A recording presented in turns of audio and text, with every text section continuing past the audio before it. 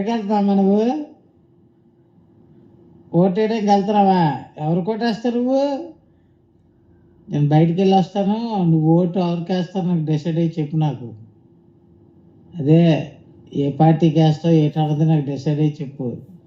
నా పార్టీకి నువ్వు వేస్తే ఇంట్లో ఉంటావు, లేదా చిదక రేవే ఇలాగలకూడదు, ఇంట్లోంచి బయటికి పంపించేస్తాను. ఏంటి చంద్రబాబు నాయుడుకా?